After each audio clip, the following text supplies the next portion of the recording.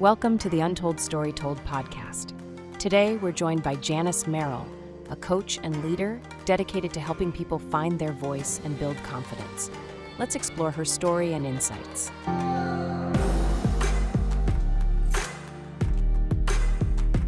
Hi, Janis. Welcome to the Untold Story Told. How are you today?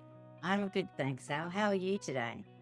I am fantastic. It is a Friday morning here. The kids are in school, so mom has time to do podcasting. How are you doing there, Janis? Please tell the listeners and the viewers a bit about where you are and what do you do. Oh, I'm in Adelaide, South Australia. Very nice weather here today outside, so that's a good thing for a change. It has been a bit rainy. I am a NLP practitioner, a master practitioner, trainer, timeline therapy, master practitioner and trainer. I'm also a mind power coach. I'm an internationally recognized hypnotherapist. I teach Reiki.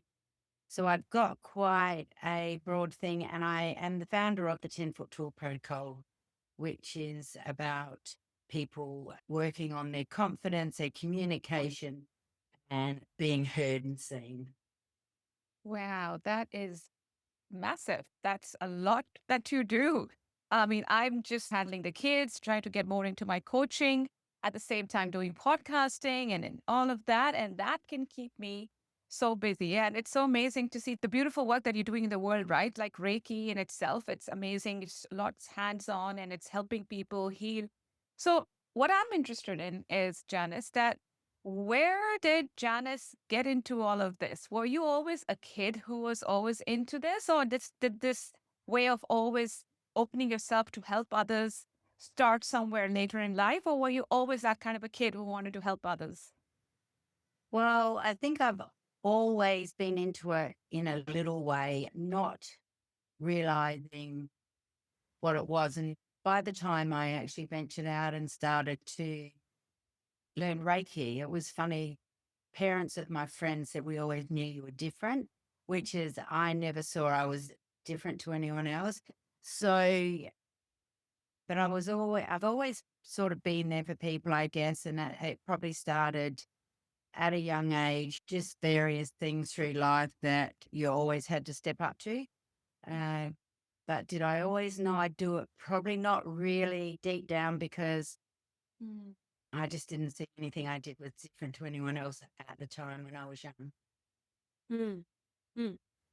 That's interesting, Janice, because I speak to a lot of people and even the listeners and the viewers, there are people that are listening to you right now, and they have this perception that when somebody's up there and they're doing great work in the world, I mean, can we ever be that person? It's hard to imagine yourself when you're at ground zero to see that you can be that person like yourself. You're doing amazing things in the world, and there's a sense of perfection in the way people carry themselves. But what I see in you is that you're saying that I wasn't always like this, right? So could you tell us a bit about what led you to become the person you are today? What were those moments, those pivotal moments that made you realize that, let's say, confidence is something the world needs? Wow, confidence is a big one because we don't always have it. And fortunately for me, I've had confidence for most of my life, but there've been areas that I really lacked it. And I do believe that most people over their life Mm. will cover that because they don't want people to think that they don't have it all together. I guess for me, I knew that I needed to step up in life and focus on what works for myself, but for others, just through traumas that had taken place in my life, I losing my family and things like that. And I was an adult by the time I lost the last one, but I lost most of my family quite young. So I guess knowing that you've got a good family, but you don't have them forever, just made me realize you need to be out there to be able to help other people. Also, a little bit that really made me step up was I worked in a place where I was being targeted by a lady. We won't go into where she was, which is then that's what sent me on my journey of NLP, in actual fact, because I wanted to learn how to be able to respond rather than react. Mm. And I had 5 sessions and then decided I was going to study it. Yes. Yes.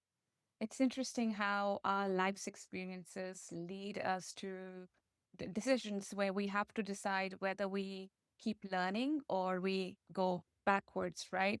And from your sharing, I can understand that you in that moment decided that you want to keep on going and keep on learning. What I understand is that from my what I have read and known is that that is what is called resilience as well, where you keep going no matter what, right? But in it all, it takes a lot of patience and reminding yourself that you are who you are and to trust the process, right? Do you think that's a big part of it? Yes, because life's so short, never give up. Always look for the good in everything and make a difference. And difference needs to be positive. If you're making a difference in somebody's life and it's not helpful, that's not helpful to you either. Yes. Yes. Beautifully said. Now, Janice, let's go back to when Janice was about 12 years old. What do you see if you close your eyes and you take us back to 12-year-old Janice? We would like to see what would you love? What kind of human were you? Like, what was Janice like when she was 12? Well, when I was 12, I was probably a bit of a tomboy, to be really honest. So I'd like to build cubbies and forts and things like that. I also did things like I got myself into a 5 band, but I couldn't play music. But it took about 4 weeks before they realized I shouldn't have been there. And then I was no longer in it. I've always been like, loved running, basketball, netball. So netball first, basketball probably came in a little bit later. So Yes. yeah, I was out. I used to probably have moments in my time where I used to see things that I know that other people didn't see and probably wouldn't have understood. So like visions. So Yeah, that has been around for a long time for me. Yeah, I was probably a rat bag, really. that's beautiful. It's what sounds like a sporty, soulful girl who just kept being herself and didn't know what she's really doing, but kept doing it, right? I've Yeah. always been who I am. Yes, and that's what you reflect today as well, which is so amazing. Every time I've met you, you always exhibit this way of being, just like you explained in the 12-year-old. You were connected. You were like this active person. I mean, are you 70 years old right now? Yeah.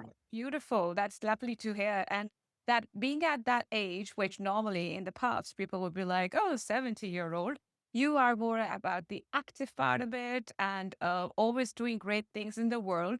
Now, what I'm trying to understand is that what is confidence, right? So I've been looking at it for the moms in my groups, and we've been looking at confidence as what is it? Is it being brave? Is it just standing up for yourself? Would you be able to deep dive a bit into confidence and tell me, like, what is your view on confidence, Janice? Yeah, so confidence can come in all different packages. It depends where you are and what you're doing. But basically, confidence is about standing in your power. It's about having the ability to respond rather than react. If somebody's overlooking you, or if you know that what you're doing is in a good stead, it's there for the right reason, that you will actually stand up and speak your truth rather than be a lot of people, especially females, they have over time, they've allowed people to say no or to stand over them or to push them backwards. So confidence is about really being in your power, knowing who you are and not being ashamed if you make a mistake or say the words wrong or do something, not to be made feel silly because we all do that sort of stuff at some time or another. So confidence is about really being inside your own power Mm. and leading, Yeah, lead people rather than push people away. that's beautifully said. Thank you, Janice. The thing is that when I speak to moms and even with myself, I sometimes struggle with understanding what is confidence. Just like saying telling someone to shut up, or is it just holding yourself in high regard and going, I know who I am, right? There's a fine line, isn't it, Jan? It's about knowing who you are and do it with no shame. Mm, The thing is, not everybody's going to be the same. And generally, if people test your confidence, it is because they're lacking theirs. So they will try to overstep you to make you second guess yourself. That's it. That's it. Do you think this is very common in narcissist relationships where one, let's say, let's talking about marriage.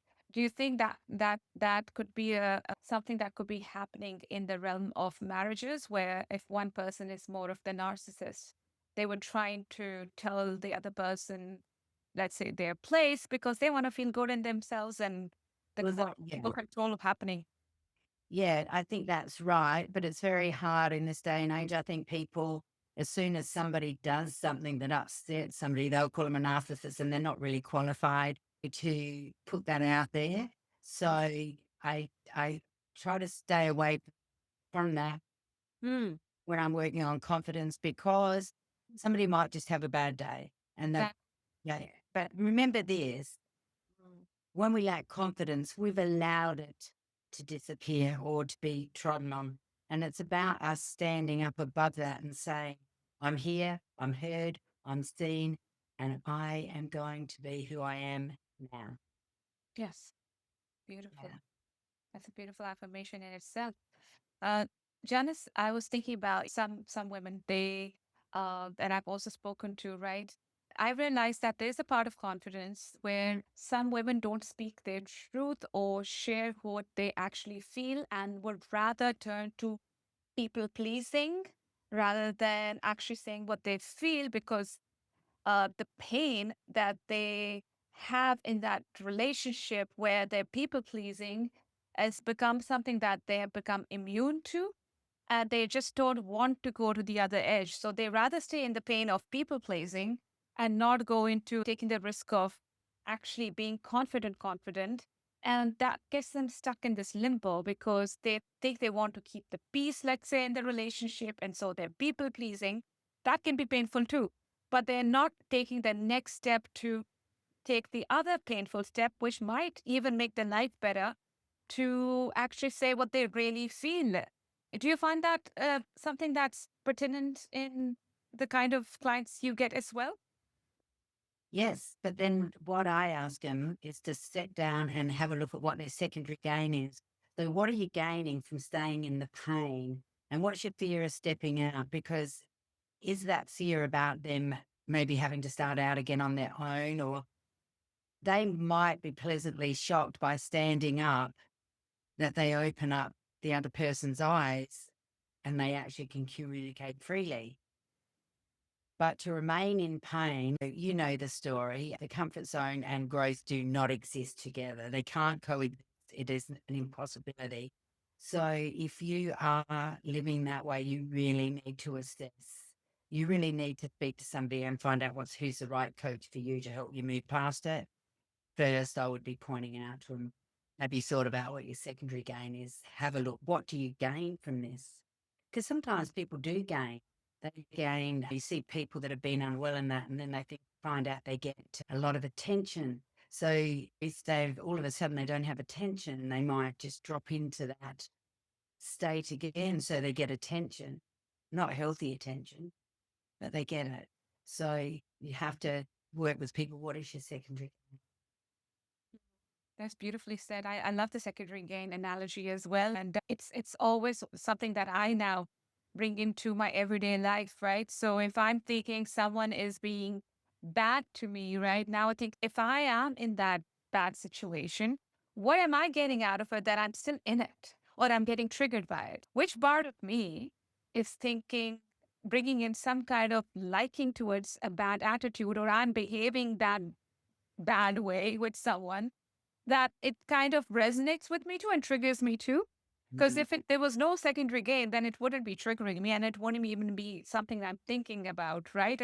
I love secondary gain as a way of just self reflection too, because a lot of the work that I do is a lot about like meditation, going within, finding the voice within.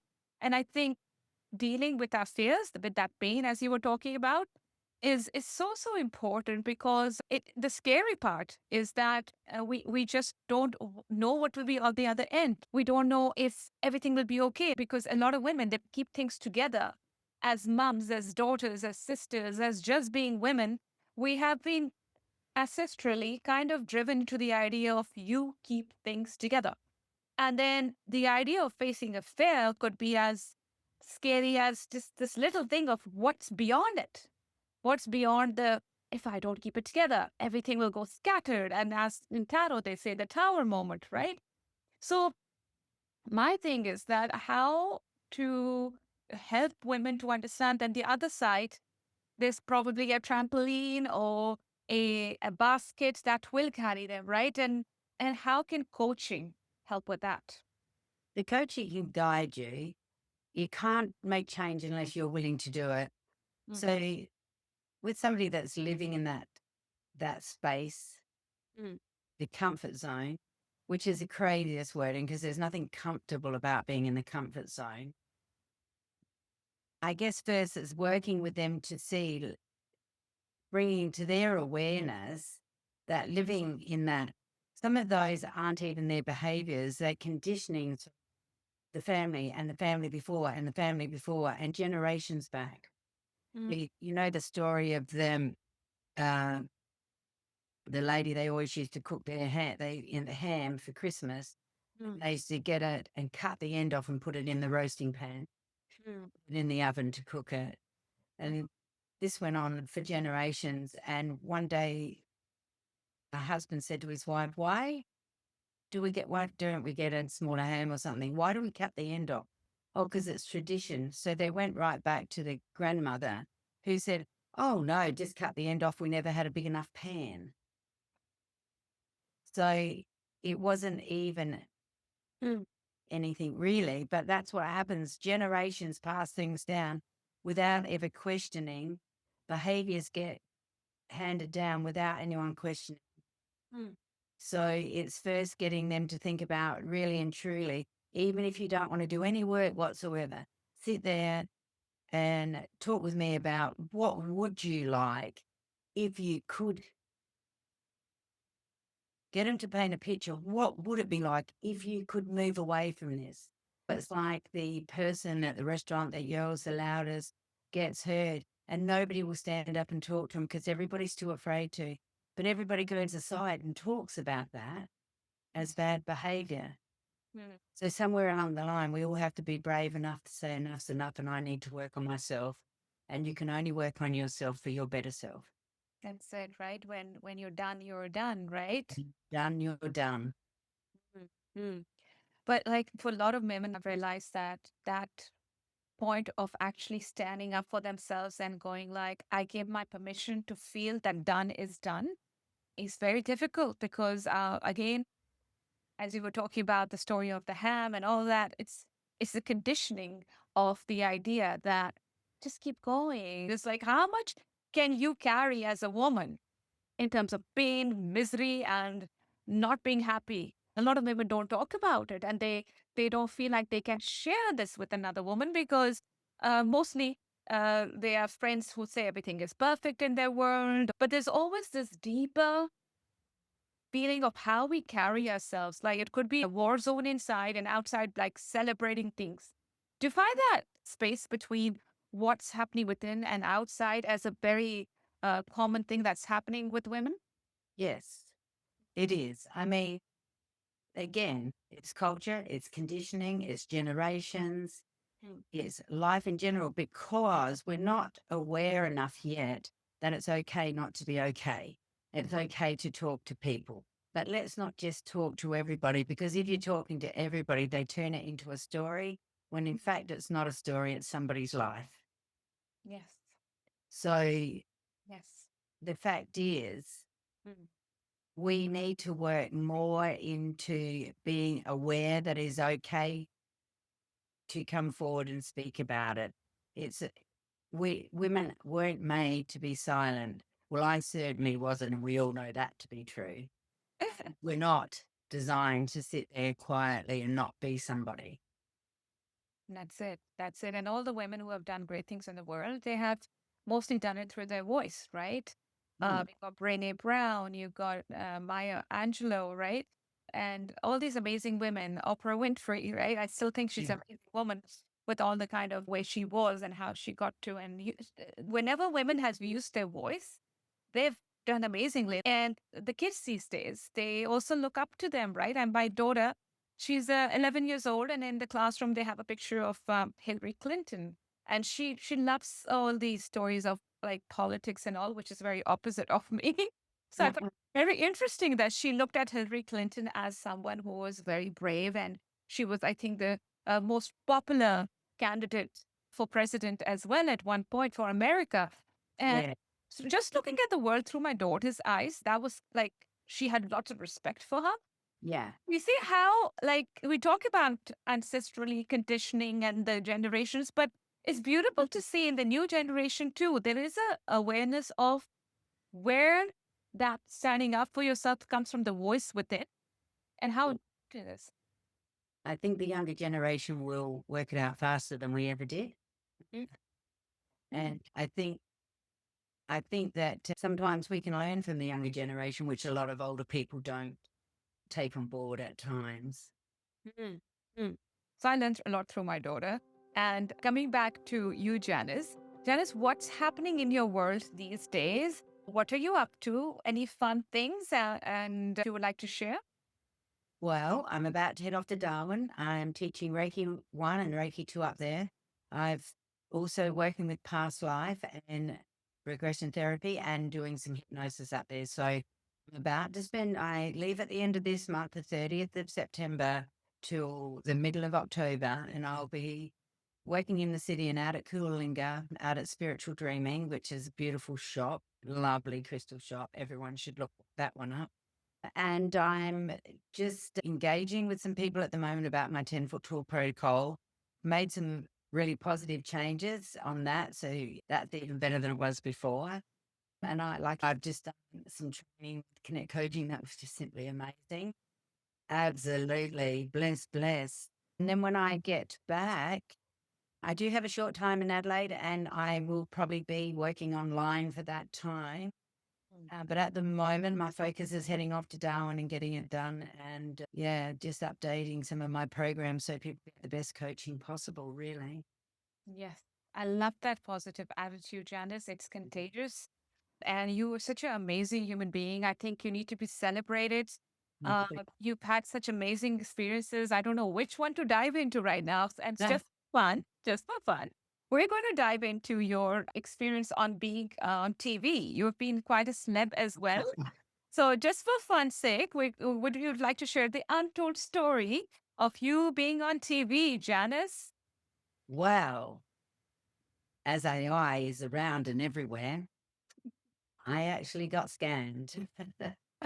I was on the 7:30 report with a product called Balance, where I had believed that it would do all of these things. It would help you lose weight. It would drop your blood pressure. It would help diabetes and a million other things. So never being one to want to take tablets, I jumped on. However, it became such a fight. They were taking more money than they should have, sending you the wrong product and forever. So, me being me, I reached out to the person who they said had made the product, Jonathan Shaw, Jonathan Swan, sorry.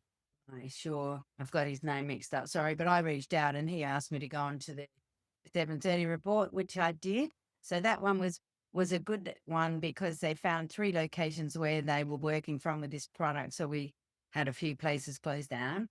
But my first one was when I was younger. I went on Beauty and the Beast. It used to be an old TV show.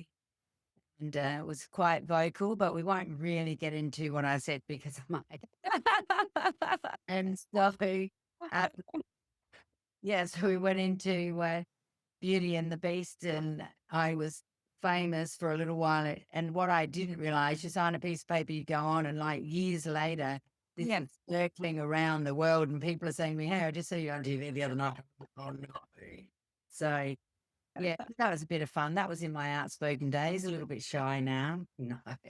No, no. No. Art. Yeah, so Yeah. and beautiful and powerful, just like the message that's right behind you. I would like to say that just to know somebody who's on TV feels very good. Confidence. I've got a celebrity with me on the Untold Story Told. It's Janis, the amazing Janis Merrill. I do have a question from the audience because you're very well known in our circle of coaches. We love her very, very much. So, one of the people that are really interested in knowing what you do is Sarah from Sarah Speaks. I- Balance the both. So, how do you balance being human, having messy days and emotion, and with being a coach? Like, how do you balance that, the coach and the messy? I don't know. It's all part of who I am. That's who you are. That's just who I am. I guess the messy part you got to tidy up before you coach. I guess I don't really know. I don't know if I have this answer to that because I think that everybody. If we didn't have a bit of all of that, we wouldn't be able to give the best part of who we are That's it. to our clients, to That's it. our people that want to do that. Because if I was just a coach and I didn't have anything else happening out and around me, I don't think it would be very good. I don't think I could serve people in the manner that I do. And I do give my best when I work with people. And I believe that all those things around you, whatever we wish to call it, messy, just life in general, that's what helps you do what you do best. Beautifully said, right? As I've also read about that, you don't say to your clients that I'm the hero in your story. You let the clients be the hero in their story. Yes. And so the idea is that I'm not this perfect guru person, right? I'm just here to guide you like a way shower. But that does not mean that I don't have my messy, my emotions and everything. And I think that makes you more human, right? In the process of talking to another human, right? Absolutely. Imagine if you were so perfect in this perfect world that you had never experienced anything. How would you cope? Hmm. That's it. And a lot of Definitely have a life yeah. to be able to be doing what we do. There's always something that leads us to want to do better and be better and help others. Yes. And I feel a lot of people where they're waiting for that moment when life gets amazing for them to take that big decision, that big step. I mean, again, coming from that safe space of being there, I would say that it's more important to do it anyway, like the Nike, just do it, right? And let everything else work out for itself. Sometimes some risks are very important for our self growth and to move forward with that idea of, as you said, going to the uncomfortable with that way of being. So the other thing that quickly we were talked about earlier too, that I just thought I would add, we're talking about mothers having so much on their plate and not knowing how to move forward. One of the things, and I know you run lots of workshops and that, one of the things that is really good for mothers is to learn Reiki. As Reiki, they can hold their children and give them the energy they need to calm them down, release headaches, calm a room, things like that. So that's something that balances the mother and balances the children. Perfectly said. Yes. And so, Janice, is there something that you're offering these days in terms of Reiki and anything else that moms and women that are watching right now can go ahead and just grab?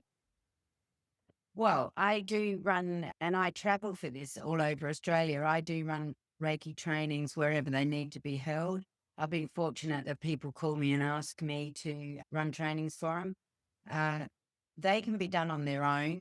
I have been working and I am talking in conversation with a couple of coaches about how I could build into their trainings as well. Like I might assist them to go in and teach people Reiki. So, but at the moment, I am open to do Reiki for mothers, women, men, even anywhere that, because fathers could be helped by learning it as well to bring the calm into the house.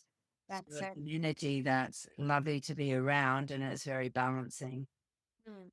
Beautiful, beautiful. And I understand that Reiki is a lot about energy too, right? And only this morning I was speaking to a client, and she said that every time she walks into a space with her spouse, she feels like she has positivity and she's going to have a great day. But then when she speaks to him, she feels like her energy is zapped out. She thinks the problem is that she knows that at that time of the morning, if she talks to him, it will zap her energy. And she still does it and goes through the whole like, oh, my whole day is now zapped out. She doesn't understand why she does that, even though she knows it. She Yeah. finds that really funny about herself. That energy zap can really not get her to do anything she wants, and she can feel like she's frozen in her state. So Well, energy is precious. energy is precious. And it could be, in this case, something as simple as Mm. she's not a morning person, not the morning person she thinks she is. And it's maybe she needs to just slowly venture into the conversations, like people coming home from work. Some people are unable to talk when at the end of the day because they just need to regenerate, rehydrate, whatever they need to do to get back to themselves. Yes. But not all people are morning people. Some people really need to walk around for at least half an hour. Or maybe she could start out by doing some breathing techniques, doing some gratitudes, goals, things like that to Mm, start her morning, which gives her an energy that is unbreakable. mm, mm, Maybe mm, you could talk with her about the peripheral vision and things like that. That may help her. But the truth is, mm. there are times in our life that we aren't really open for conversation, whether it, That's and it. some people are chatty, chatty, chatty, chatty, chatty. And Mm. I'm a chatter, but I Yes. really like a few moments in the morning. Yes. And they say that around 8 a.m., the cortisol levels for women are really, really high, which in effect means that anybody who comes in our way, whether it's kids, whether it's lunch boxes, whether it's sending them on the bus or, oh my God, the school traffic, it bothers us triple Yeah. because it's like our cortisol levels are really high, right? So can Reiki, this is a question I always wanted to ask, and I'm glad you're here to answer that. Can Reiki help with our cortisol levels and that energy zaps we have in the morning and with other people? Yeah. The short quick answer to that is yes. Yes. But you can, there's symbols that you can use to calm your whole room. You know, if you learn Reiki, you Reiki yourself every day. So you're helping with your energy. So Reiki is an assistant to everything in life because it's an energy. And then if you're getting up and you're doing a morning routine, or there's things that many people don't realize actually create an amazing day. Because we could all get up and go, oh, I'm just going to sit here. I'm not going to do anything. Uh, and then we won't be in a good mood. We don't have anything to look forward to. Mm. So also, if I jump up every day and I go, oh, I feel really good around him, but I know I'm going to talk to him and yeah, I'm not going to be very happy. You've Yeah. created that. That's a negative thought. And we were all born with more negative thoughts than positive. It's up to us to turn them around. Yes. That is That- negative to think, oh, as soon as I talk to him, it's all going to disappear. yeah. Maybe she could change it to, Yeah. oh, I can't wait to talk to him. It's going to be fabulous. Mm, mm. And it's okay to ask for help, right, Janice? Oh, yes. Mm, Something that we're not good at because we think that we need to know to be able to do it all. Something that was really good in that training that we completed mm, was watching how different we all were, mm. different outlooks, different coaching patterns, different things we work for, but we were all able to step up and help each other. And it takes a village to raise a child. It That's also it. takes a village of friends to keep everybody floating up high. You can't just walk alone and be so happy. And I guess it's who you surround yourself with. is Yes. going to be whether you're high or low. If you walk into the room with 5 successful people, you'll be the 5th. If you walk into the room with 5 negative people, you'll be the 6th. Yes. So Yes. it's about Yes. rebuilding who we are, where we want to be. Yes. Yeah. Yes. And holding hands, right? Standing Yeah. together as Yes. one human tribe. Like my story's not better than yours, your story's not better than mine, but if you're down, I'll lift you up, right? Absolutely. Just let go of even the victim, because this is a very true fact. Every single human alive has been through trauma of some description. Every person's had a heartache in some fashion. Yeah. But if you hold that, how can you have happiness, and how can your heart be full if you can't let go of what was before? And just, I think that the human race, we're guilty of sometimes thinking, oh, everybody else has got everything and not me. Well, Yeah. that's not true, because everybody gives in a different way. Everybody has what they need to be the best version of them. And by standing true to yourself and being kind to others, you Yes. are going to build the life you want. But be true to yourself. Don't go, well, I can't step out of that. I don't know about you, but if you're ever around somebody that goes, oh, yeah, but I can't do that because, and you go, Yeah. you pull back because it's like you just stole 10 seconds of my energy. I want it back. Yes, please. That's when energy leaves. Yes. Yeah. Yeah. As beautifully said, you always keep going no matter what, and you just keep being yourself. And it's such an inspiration to be talking to you right now and to have you on the podcast. With the questions we had from the audience, thank you for answering them. They were a bit out of your scope, but you tried your best and we got so much out of it, right? And it's about opening those conversations with flow without thinking that, what's actually the right way or the wrong way. There's always like a middle way, right? And that's where we need to come with each other without the judgment, without the what's the other person going to think of me. And that's what you embody, Janis. You're a person who is just being who you are rather than trying to be something you are not. And that's a big lesson in itself. So thank you, Janis. Thank you for having me on. Yes, thank you for joining us on the Untold Story Told podcast. Thank you, Janis. And until next time, bye-bye. Bye.